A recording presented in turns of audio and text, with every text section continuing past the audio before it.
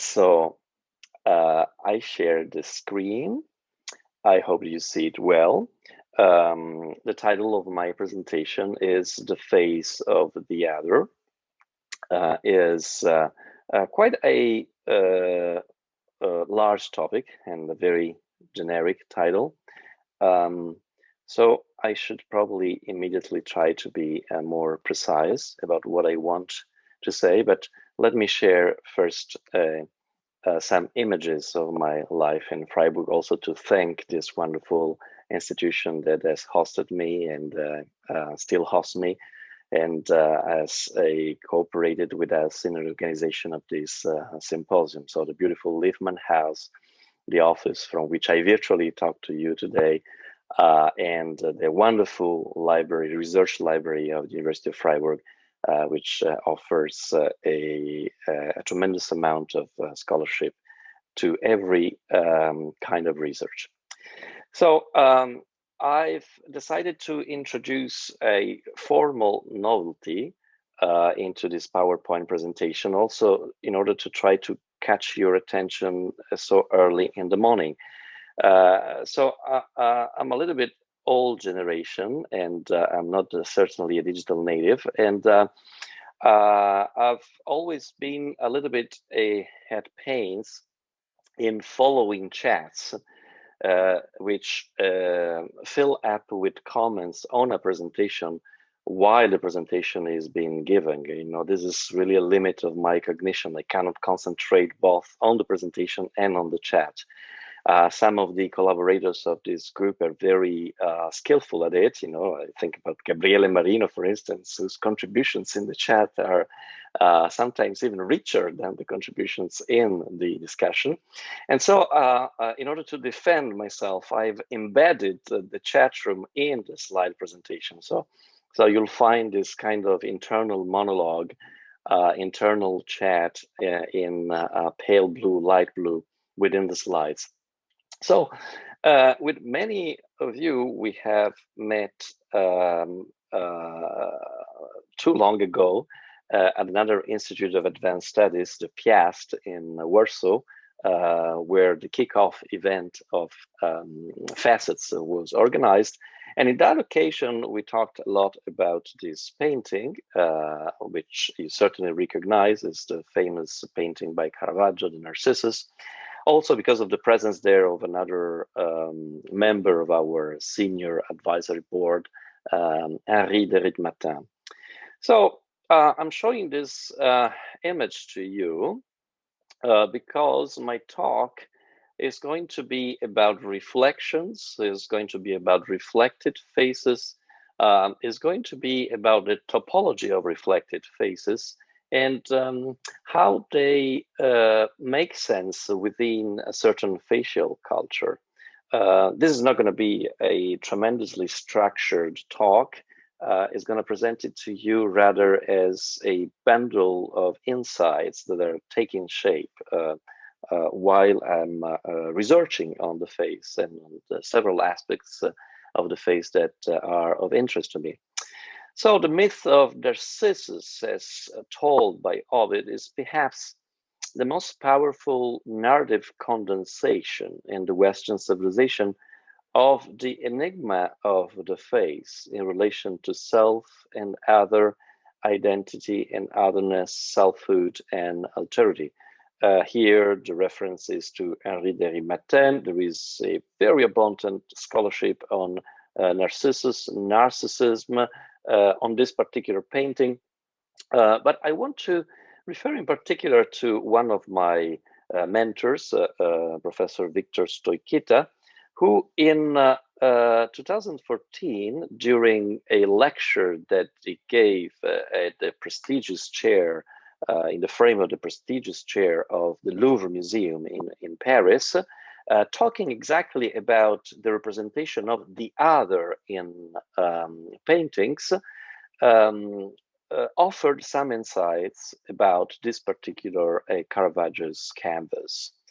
So I'm not going to follow the same path that Victor Stoichita follows, but I'm going to propose to you the same game that Victor Stoichita proposed to his audience on that occasion. You can find the registration, the recording of that wonderful talk on YouTube. So the game consists in flipping the image and in placing Narcissus that is normally depicted or presented as the so-called real Narcissus in flesh and bones in the bottom part of the image and the reflection in the upper part of the image. There is a disquieting effect that emanates from this playful flipping of the image. It reveals that the otherness that hides in the reflection immediately entails a narrative tension. I want to see myself, touch myself, kiss myself, merge with myself. I want to be actually myself. I want to become myself. I want to be the self that I imagine to be me. Yet there is always a separation that frustrates this longing. Self is always another. It is always somehow an object for a deprived subject, for a narrative hero. So I started with this image because it seems to me that this iconography immediately has a narrative tension that we can conceive of as semioticians, as structural semioticians, in narrative terms. But immediately, I want to compare side by side this iconography with another iconography. I propose to you also another possible path, which is probably even less conventional. Probably Mario Giulia has this experience looking at a lot of images and studying a lot of iconographies. All of a sudden, some strange patterns start to manifest themselves across these images. And so I thought, looking at this wonderful painting by Caravaggio, what about actually looking at it in a completely different way?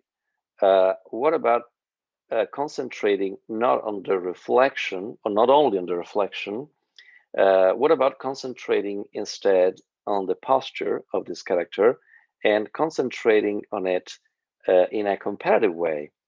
So I thought, and I remembered actually, that in Western iconography, there are many pictorial representations of bodies that stoop towards something, which is in itself already a narrative gesture. Our body that bends towards something, it is directed towards something, modifies its posture in order to reach something. And this is in strong connection with the topic of the face. In a way, our face in this movement of stooping down, bending down, is looking for the surface into which to be reflected. So in this case, the comparison that I propose to you is between this canvas by Caravaggio and this engraving by Philippe Gall, who's an artist, a Franco-Italian artist that I've studied for many years because he's one of the most accomplished engravers of the 17th century. And it represents this particular character in Latin mythology, whose name is Larunda. Larunda. Well, probably you're not familiar with Larunda, but I started to investigate about her, and I was really fascinated by this mythological character. So the comparison here is between a Narcissus, a much more famous mythological character that stoops toward his own reflected image, and Larunda, a much less known mythological character that stoops toward what? Well, it stoops, it bends down, certainly not toward a reflection of her own face. It stoops down toward what is describable as work, as a project, as a plan.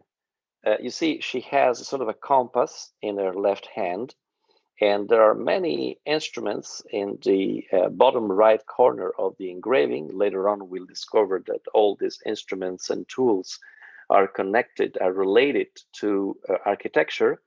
And there is an image of building a palace or a temple, which is in the background of the image in the right top part of the engraving.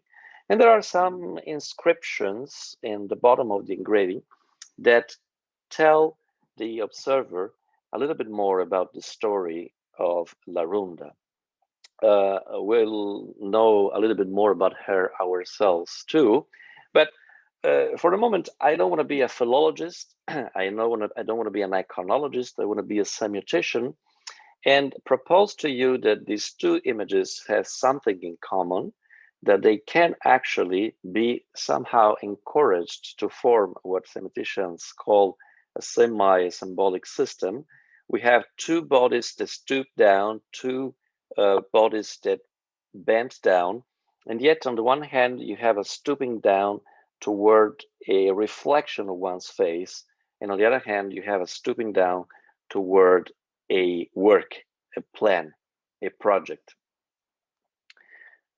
So let's move on, and let's enlarge this comparison. It's another stooping down, it's another bending down, it's another directing the gaze towards that I propose in this slide. So we don't have only Narcissus is stooping down towards the reflected image of his face. We also have, as in the previous slide, Larunda stooping down toward this architectural project. And then we have a depiction of Archimedes from a very famous depiction of his countenance from the 17th century. And Archimedes is also stooping down, looking down, directing his gaze towards something that, well, is in a way a mirror. You can see it in the bottom right corner of the image. But this mirror does not actually contain the reflected image of the face of Archimedes, because it's secondary, because it's not actually important. So this painting is actually telling us, oh yeah, there is a mirror there, but Archimedes doesn't really care about it. What he cares about is the sheet of paper on which he has drawn some geometrical diagrams, and that is the only and primary object of his observation, of his gaze, of his attention. And look also at the right hand, this right hand that appears like the right hand of an elderly person, of an elderly scholar. It's on a globe, on a representation of the world, of something that is external, something that is tangible, something that can be measured. So this is an image of a scholar that doesn't actually look at himself. He doesn't look into himself. He looks outside of himself. He looks at the world. He looks at how to best geometrically represent the world, measure the world, quantify the world. Well, probably you are familiar with the story of how Archimedes died.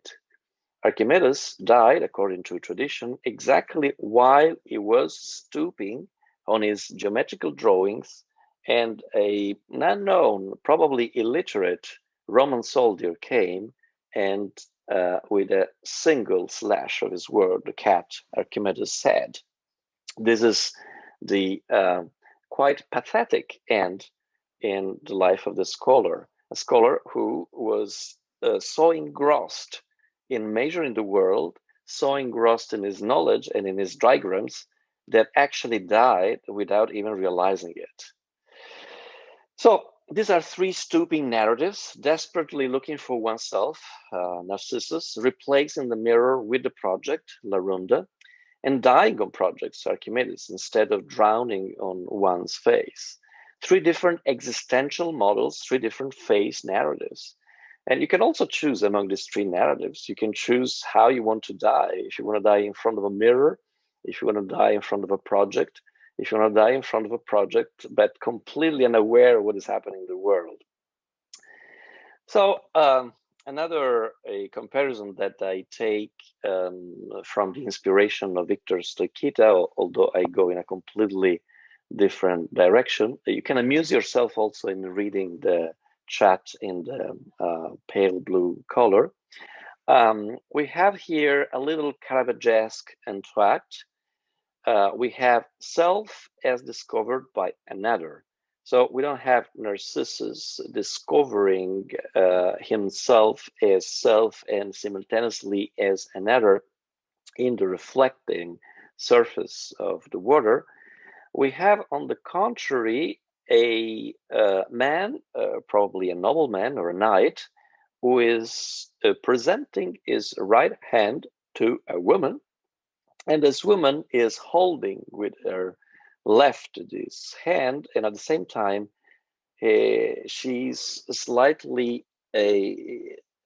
touching it as if she was studying it with their own fingertips in order to discover something about this man, in order to discover something about his future, but also in order to discover something that can be read at the same time in the hand and in the face. So look at the gaze and the position and the posture and the expression of this woman.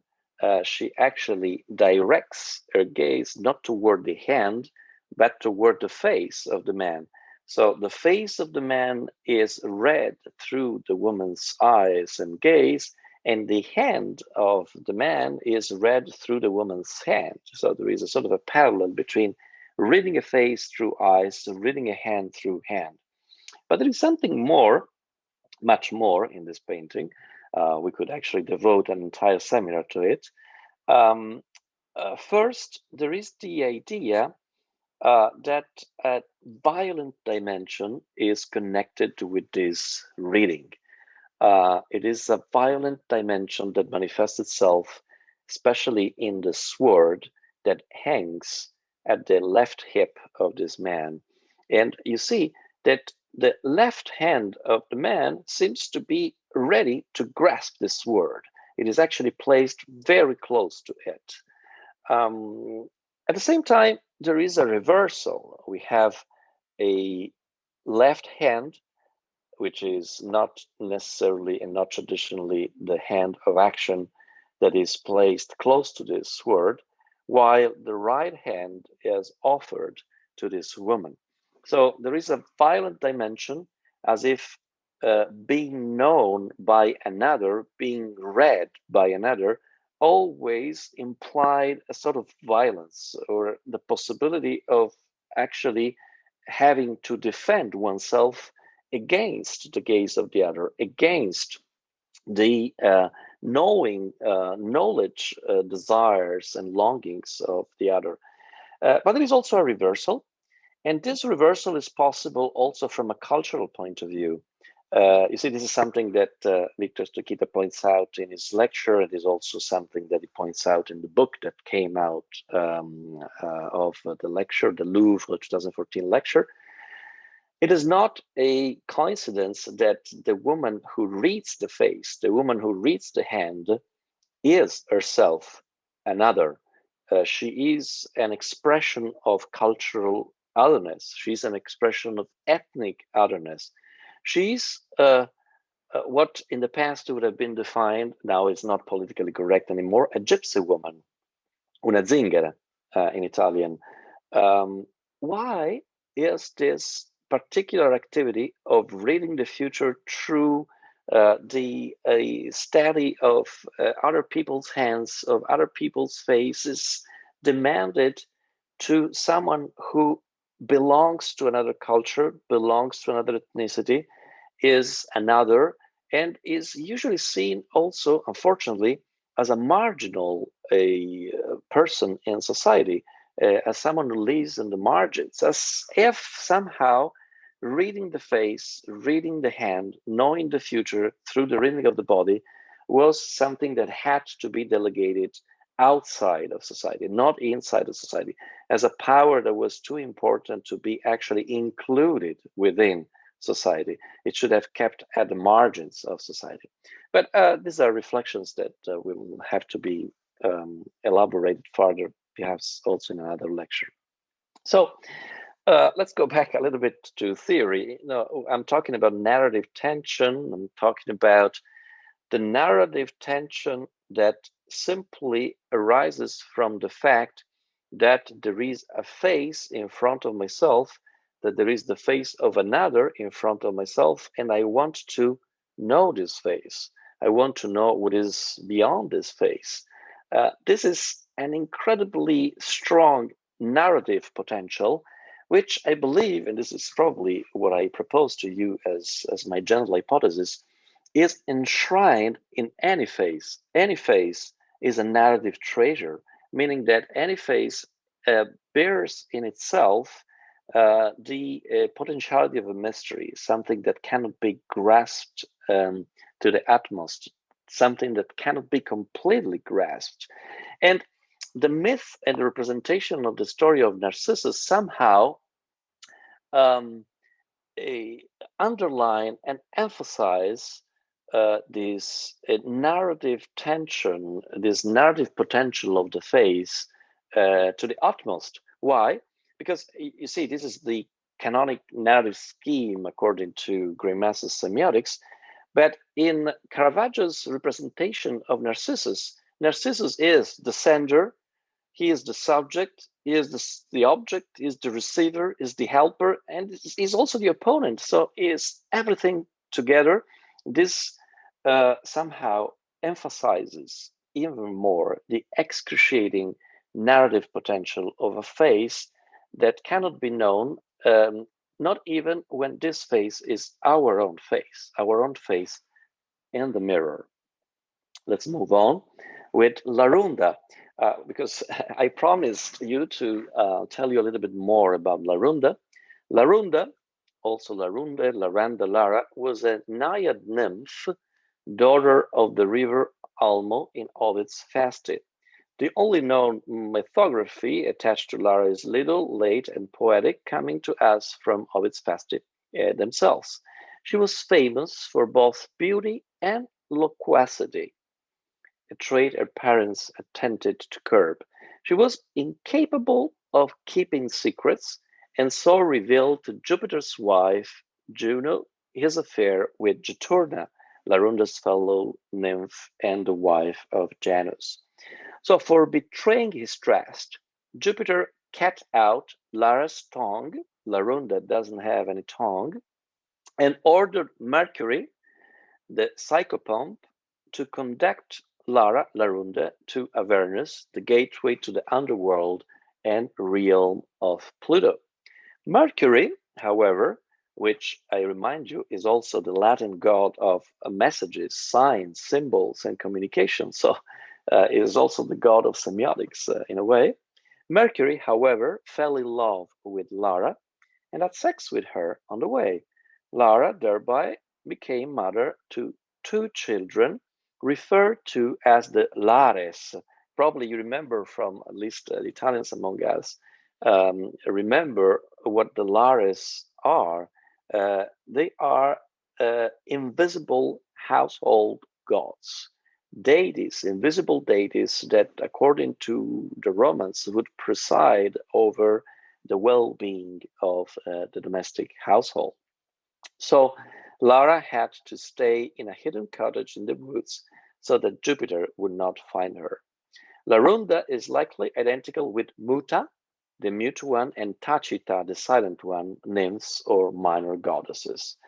So you have a story in which a too loquacious nymph is punished because of this abuse of language, of this incapacity for keeping secrets.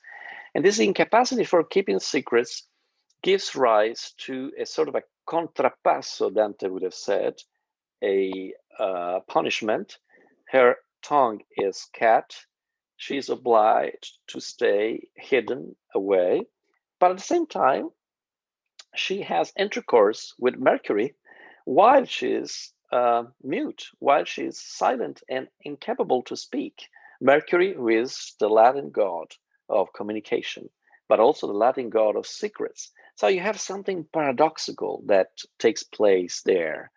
And as always in Greek mythology and Latin mythology, the paradox is there in order to represent through a paradoxical kinship structure, through a paradoxical story, something that is actually paradoxical about our own anthropology, our own civilization, our own society. And what is it that is paradoxical? Well, what is paradoxical is exactly the Lares. You see, the story tells that, well, there is Larunda, and then there is Jupiter, and there is Mercury, and then voila, the Lares come about. But from the anthropological point of view, is exactly the opposite. So there are these deities called Lares, who are absolutely fundamental in the religion of the Roman domestic household.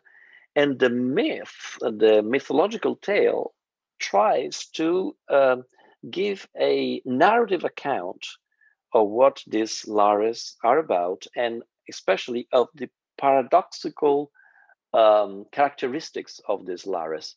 So, what are these paradoxical characteristics? Well, the Lares are invisible, but at the same time are powerful. They don't talk, they're mute, they're silent, but at the same time, they have to be talked to. So, in a way, in this story, what is enshrined is the paradoxical relation between this world and the other world, this dimension and the dimension of what comes after death, what is potentially silent, but still in a relation of communication and signification with this world. This paradox emerges even more if you consider one particular word that it's a very common word whose etymology actually comes from Lares, from Larunda. And then you'll understand also why I'm talking about it in relation to the face, because the face will come back. So the Romans would call larvae, and this is the word I'm talking about, the word larva. The Romans would call larvae the specters of the ancestors that tormented the descendants who neglected the cult of their dead, according to a belief that they, the Romans, inherited from the Etruscans. For this reason, citizens who did not have children used to adopt one who inherited their property and promised to maintain the cult of the family. This meaning of larva is linked already in Latin with the Lares gods, sons of Lara or Larunda and Mercury, highly venerated by the Romans, who placed them in their homes on small altars called Lararia. But, and this is the most surprising aspect of this etymology, in the time of the empire, the name larva was also applied to theater masks, physically or morally deformed people, and corrupt officials. And you see, larva is a word that comes from Lares, comes from the paradoxical story of Larunda, comes from this ambiguous dialectics between muteness and communication, secret and mystery, but then gives rise to a word that means at the same time specter, a presence that is not a real presence, a presence that is paradoxical in its ontology, and mask, theater mask. But let's think a moment about the three semantic fields that are related to the word larva in Latin. So we have theater masks, and you remember certainly the etymology of the word persona. We have physically or morally deformed people. So the larva is something that we put on our face to mask it or to transform it, but it is also the face of those who are somehow transformed by nature or are transformed by their own moral behaviors, because also corrupt officials are called by Romans larvae.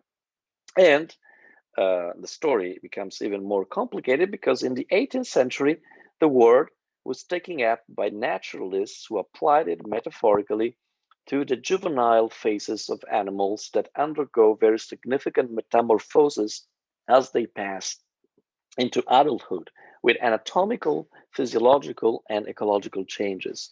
This is the case of the caterpillar that turns into a butterfly or the tadpole that turns into a frog. So, of course, Deleuze and Guattari would have loved this etymology of larva, which is somehow the outcast of the face normalization of the visageité.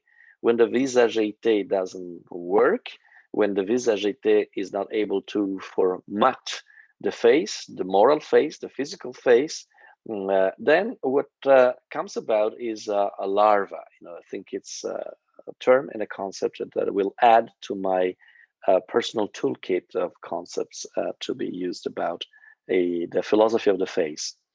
And then, well, I've taken this habit to quote Schopenhauer at every talk that I give because it's always enlightening. But it's also a little quotation in German because we have to honor the language of the country that hosts us. But this passage of Paranesen und Maximen was important to me, and it was significant for me to include in this little lecture, because in a very famous passage dealing with simulation and dissimulation, where basically Schopenhauer says that, well, it's good to dissimulate our faults, but it's not good to simulate our merits. So we can enjoy a negative dissimulation in society, but not a positive simulation. He quotes a very famous sentence about the mask from Seneca's Clemencia, De Clemencia.